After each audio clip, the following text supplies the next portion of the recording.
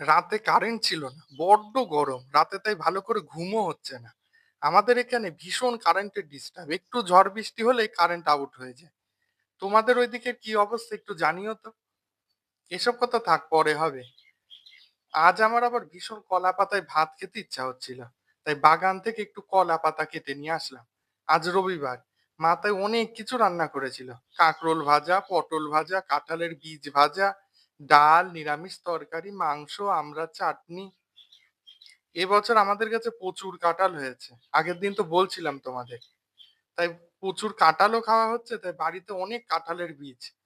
আমার আবার ঝোলের মাংস থেকে কষা মাংস বেশি ভালো লাগে। তোমাদের কাদের কষা মাংস বেশি ভালো লাগে একটু বলো তো? আর শেষ পাতে ছিল একটু আমড়ার চাটনি। একটু টক টক খেতে হয়েছে, তবে ভালোই লাগছিল খেতে। মাংসর পর একটু চাটনি হলে না হলে হয় না।